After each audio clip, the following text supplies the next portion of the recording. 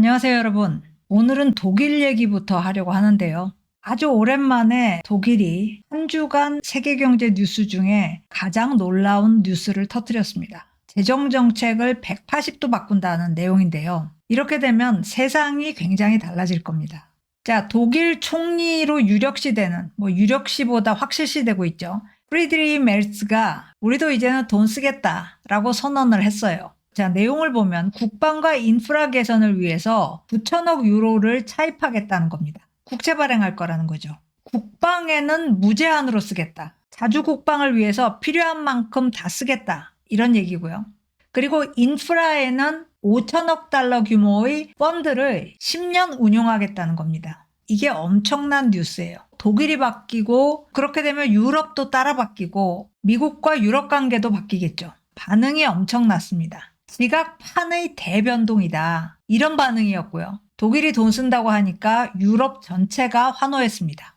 자, 독일이 지금까지의 긴축 재정에서 확대 재정으로 선회한다는 건데 이게 왜 이렇게 큰 뉴스냐? 독일도 그동안 돈을 쓰고 싶었겠죠. 그런데 이 확대 재정의 유혹에 독일은 수십 년 동안 이를 악물고 저항해 왔어요. 그런데 결국은 이 유혹에 넘어갔다, 굴복하고 말았다, 이렇게 약간 부정적으로 볼 수도 있습니다. 그런데 독일 입장에서는, 그리고 유럽 입장에서는 지금 돈을 풀지 않으면 경제 회복의 기회를 영영 놓쳐버릴 수 있다. 이런 불안감이 팽배해요. 결국 이 건전 재정과 확대 재정 간의 대립에서 확대 재정이 이겼다는 거죠. 자, 차입 발표 나면서 시장이 극심하게 동요했습니다. 국채를 그렇게 많이 발행한다고 하니까 당연히 국채 가격 급락했고 국채 매도 사태가 이어졌습니다. 국채 수익률은 반대로 올랐죠. 하루 만에 독일 10년물 국채 수익률이 30bp 올랐어요.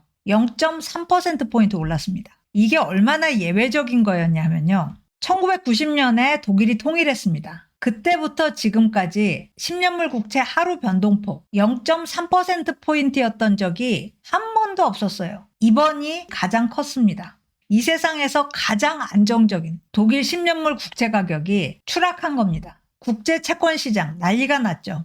자, 그렇다면 독일은 왜 그동안 건전재정을 고수했을까? 그리고 어떤 방법으로 고수했을까? 이걸 이 시점에서 돌이켜볼 필요가 있을 것 같아요. 그걸 알아야 이번 주 사태의 의미도 더 명확해지니까요.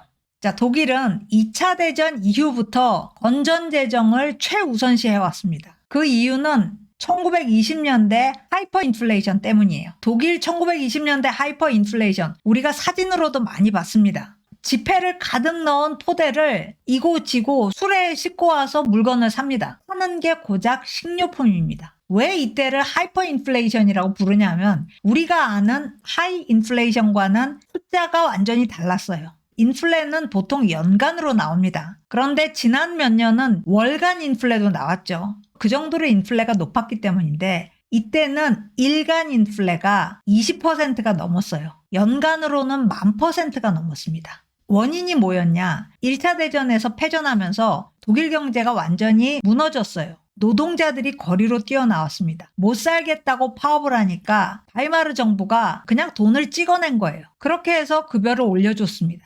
돈을 이렇게 마구 찍어내니 인플레가 안 올 수 없었던 거죠. 그 틈을 타고 히틀러가 정권을 잡았습니다. 그리고 결국은 2차 대전을 일으킨 거죠. 그래서 독일에서는 인플레가 2차 대전의 원인 제공을 했다. 사람들이 이 점을 가슴 깊이 새기고 있어요. 세상에서 제일 무서운 게 인플레입니다. 전쟁도 발발시킬 수 있는 게 인플레입니다. 그러니까 인플레를 막기 위해서는 돈을 안 푼다. 이 정책이 수십 년 동안 유지된 겁니다. 그런데 서독 동독이 통일을 했어요. 1990년에 통일했죠. 통독 초기에는 돈을 안 풀었어요. 경제가 악화일로로 갔어요. 그래서 어쩔 수 없이 재정을 확대했습니다. 그러자 5년 사이에 정부 부채가 GDP의 42%에서 60%로 급등했어요. 또 이를 악물고 낮춰놨더니 이번에는 글로벌 금융위기가 온 거예요.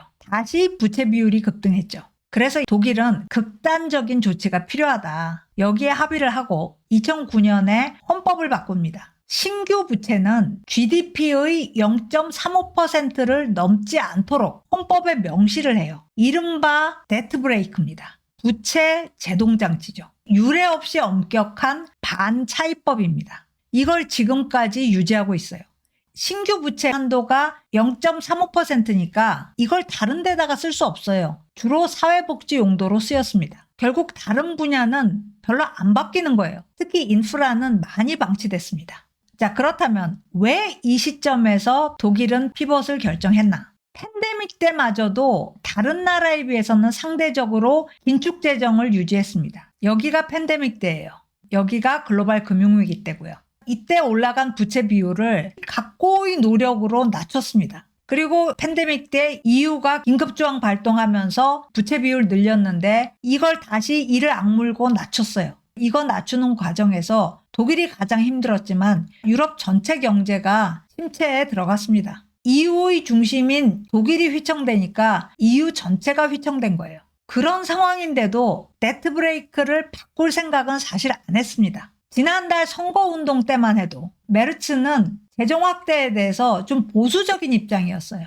그런데 뭐가 다 바꿔놨느냐? 직접적인 입장 변화의 계기를 제공한 게 미국 부통령 JD 반스의 연설이었습니다. 이 연설을 듣고 독일은 물론이고 유럽 전체가 충격에 빠졌습니다. 너무 충격을 받아서 처음에는 멍하다가 그리고는 분노 폭발로 이어졌죠. 2차 계기도 있었습니다. 더 최근에 일어났죠. 젤렌스키 우크라이나 대통령의 백악관 방문, 파국으로 끝났습니다. 이게 두 번째 계기가 됐어요. 자, 2월 14일 JD 반스가 뮌헨 안보회의에서 연설을 했습니다. 가장 유명한 안보회의 중에 하나죠. 여기서 반스가 뭐라고 했냐면 지금 현재 이 지구상에 집단 이주, 대량 이민이죠. 집단 이주보다 더 긴급한 이슈는 없다. 이러면서 운을 뗐어요. 인구의 5분의 1이 이민자다. 미국도 그렇고 독일도 그렇다. 그런데 이 이민자들이 국가의 미래를 결정하고 있다. 영국의 브렉시트도 국민투표에서 투표한 이민자들의 결정이었다. 이렇게 얘기를 해요. 그런데 지금 이민자들이 국가 미래를 결정하고 있는데 독일은 이민에 대한 반대를 표명하는 것을 금지하고 있다. 이것은 표현의 자유를 제한하는 거다. 사실 이런 얘기가 공식 석상에서 독일에서 누군가 거론했다는 것부터가 엄청난 뉴스입니다. 독일 정보부는 우파인 독일 대한당을 극단주의자로 분류한다. 이게 표현의 자유를 억압하는 거다. 따라서 유럽의 최대 위협은 중국이나 러시아가 아니다. 유럽 내부에 있다. 유럽의 소위 민주주의라는 게 미국의 가치로부터 점점 멀어져 가고 있다. 왜 표현의 자유를 막느냐? 봐라. 너무나도 당연한 방위비 분담. 이 회의에서는 언급되지 않고 있다. 뭐 이 외에도 JD 반스가 이날 하고 싶은 얘기 다 한 것 같아요. 본인은 그렇게 생각 안 했을지 몰라도 듣는 사람 입장에서는 하고 싶은 얘기 다 했다는 느낌이었어요. 결국 반스의 이날 연설이 독일 자립국방의 기폭제가 됐다. 사람들은 이렇게 얘기를 하고 있고 역사책에도 그렇게 기록될 것 같아요. 반스의 연설에 대해서 유럽 전체가 그야말로 들끓었습니다. 그리고 며칠 후 독일 총선이 실시됐고 메르츠의 기민당 연합이 최대 정당이 되면서 다수당은 아니지만 최대 정당이에요. 그렇게 되면서 메르츠의 일성이 독일은 자주국방으로 간다. 이거였어요. 자, 그러면 어떻게가 남죠? 어떤 방법으로? 메르츠의 계획은 데트 브레이크를 우회하는 방식으로 헌법을 개정하겠다는 겁니다. 데트 브레이크는 유지해요. 그런데 GDP의 1%를 초과하는 방위비는 데트 브레이크에서 면제를 시키자는 거예요. 그렇게 되면 지금도 방위비는 2%를 상회합니다. 그러면 방위비 중에 GDP의 1%는 빠져나와요. 그만큼 자동적으로 국채를 더 발행할 수 있게 되는 거죠. 이 방법으로 5천억 유로를 확보하고 이 돈을 인프라 투자에 할당하겠다. 이런 생각인 겁니다. 당장 하겠다는 거예요. 2주 내에 현 의회에서 통과시키는 게 목표입니다. 새로운 의회 구성은 그 다음이에요. 왜 이렇게 자신이 있냐? 지금 독일이 부글부글 끓고 있기 때문이에요. 늦추면 늦출수록 개헌안 통과 가능성이 더 낮아질 거라는 거죠. 3인당도 화요일 발표에 같이 참여를 했어요. 그러니까 기민당 연합과 3인당 이렇게 결집해서 통과를 시키겠다는 건데 통과 가능성을 굉장히 높게는 보고 있습니다. 그래도 헌법 개정이에요. 제적 인원의 3분의 2가 찬성해야 됩니다. 어쨌든 이게 통과가 되면 유럽 경제, 국제관계, 지형이 다 바뀔 거다. 그리고 골드만삭스는 2027년 독일 방위비는 GDP의 최대 3.5%로 증가할 거라는 예측을 내놨습니다. 3.5%면 미국의 국방비 비율과 같습니다. 작년에 독일 방위비가 올랐지만 그 전에는 1.5% 이하였어요. 그런데 2년 내에 3.5%까지 늘리겠다는 겁니다. 대전환이에요. 자, 좀 전에 말씀드린 것처럼 국채 수익률 급등했습니다. 그런데 곧바로 안정세로 돌아갔어요. 그리고 국채 수익률이 2.8%대로 올랐지만 EU 어떤 국가들의 10년물 국채보다 수익률이 낮아요. 독일이 여전히 가장 낮습니다. 그래서 분석가들은 메르츠의 제안을 시장이 수용한 거다. 이런 해석을 내놨습니다. 자, 독일의 GDP 대비 부채 비율 지금 63%예요. 그런데 개헌하면 84%로 올라갈 거라는 예상입니다. 급등할 거라는 건데 그렇더라도 프랑스나 미국보다는 부채 비율 현저히 낮습니다. 프랑스가 115% 그리고 미국이 124%예요. 예외적인 상황이니만큼 이 정도는 인정해줘야 된다. 시장은 그렇게 보는 거죠. 자, 독일의 차입 규모가 지금 예상하고 있는 정도 한 9천억 유로보다 더 늘어날 거다. 이런 전망이 많습니다. 그리고 유럽의 다른 나라들도 가세할 것 같습니다. 전체적으로 신규 차입이 9천억 유로, 1조 유로 이 정도 된다고 하면 이게 GDP의 20% 이상이에요. 독일 GDP 5조 유로 좀 안 됩니다. GDP의 20% 이상이면 어마어마한 금액이지만 그런데도 부족한 금액이라는 분석이 많아요. 경제를 띄우기에는 부족하다는 거죠. 유럽 다른 나라들도 동조하고 있습니다. 국방비를 상향 조정할 것 같습니다. 자, EU 집행위원장 우슬라 폰더라이엔은 향후 4년간은 국방비를 각국의 차입규칙 그리고 EU의 차입규칙에서 제외시키자. 독일의 길을 따르자. 지금 이렇게 얘기를 하고 있어요. 그래서 EU 국가들, 적어도 주요국들은 전반적인 차입규칙을 한시적으로 완화할 가능성이 높습니다. 자, 독일의 의도, 당연히 말 그대로 자주국방이 있죠. 그런데 저변에 깔린 의도가 또 있어요. 소비 확대가 노림수입니다. 국내 소비를 늘리고 수출에 너무 많이 의존하고 있는 독일 경제를 바꿔보겠다. 이런 생각이 굉장히 강해요. 지정학적 긴장이 상시화되면서 각국이 수출의 불안정성을 절감하고 있습니다. 그래서 이왕 이렇게 된 거 확대 재정을 통해서 소비를 부양하고 그 소비를 토대로 해서 좀 더 안정적인 성장으로 가자. 이런 생각인 거죠. 자, 이번 주에 나온 중국 경제 뉴스도 독일과 비슷한 맥락입니다.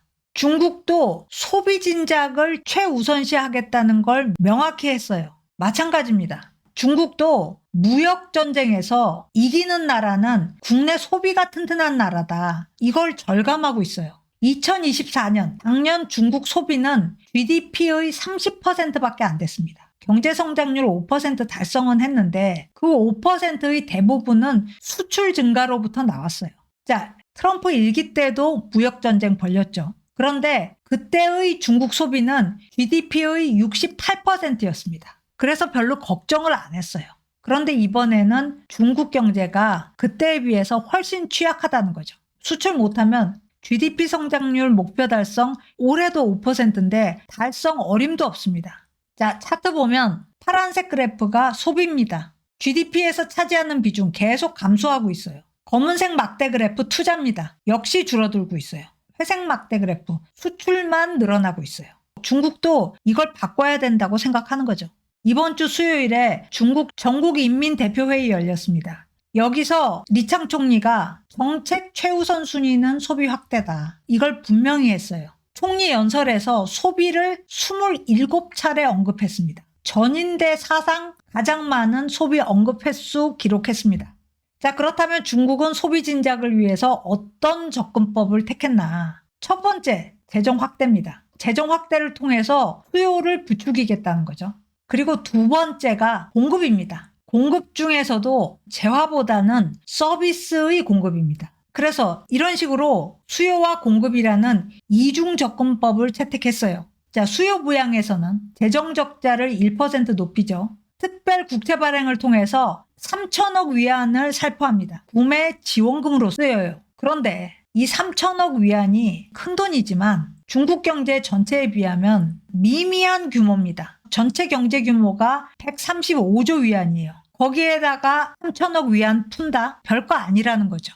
그래서 생각해낸 게 서비스 공급입니다. 질 높은 서비스를 공급하면 개인 소비가 올라갈 거다. 중국 경제에서 개인 소비 비중 40% 채 안 됩니다. 검소한 문화라고 알려진 일본과 독일이 55%인데 그보다도 낮죠. 그런데 재화 공급만으로 소비 진작시키는 거는 한계가 있습니다. 특히 젊은 세대는 재화 소비보다 경험을 소비하고 싶어 합니다. 여행이나 콘서트 이런 게 더 유리합니다. 중국 고위 공무원들이 테일러 스위프트 효과를 얘기하면서 테일러 스위프트는 걸어다니는 GDP다. 그만큼 서비스 공급을 강조하고 있다는 거죠. 자, 마지막으로 미국은 이번 주 여전히 혼란스러운 한 주를 보냈습니다. 미국 주식시장 한눈에 봐도 널뛰기 장세였어요. 관세는 유예와 예외 조항의 반복이었습니다. 그럴 거라고 예상을 했었죠. 트럼프 대통령은 4월 2일에 관세를 본격 시행하겠다. 기본은 상호 관세다. 이렇게까지만 일단 정리를 해놓고 있어요. 그런데 파월 연준 의장이 구원투수로 등판을 했습니다. 미국 경제는 여전히 견조하고 금요일에 발표된 일자리 순증 규모, 실업률 상당히 양호한 수치 나왔다. 이렇게 확인을 해주면서 증시도 금요일 오후에는 상승했어요. 하지만 문제는 여전합니다. 관세로 정부 수입을 확보해 놓고 그 다음에 법인세 인하하겠다. 트럼프 대통령이 머릿속에 갖고 있는 이 순서가 너무 어려워요. 관세가 그만큼 거칠 것 같지도 않고 그 과정도 벌써 피로도가 넘칩니다. 그래서 이번 주 미국 경제 모습 보면 독일이나 중국처럼 미국도 결국 일단은 타입 확대로 가지 않을까. 트럼프 대통령이 원래 생각했던 것처럼 부채 한도 없애고 국채 발행 한시적으로 늘려서 그걸로 법인세 감소분 보전하려고 하지 않을까. 이번 주 미국 경제 보면 그런 생각이 듭니다. 오늘 스캔 여기까지입니다. 고맙습니다.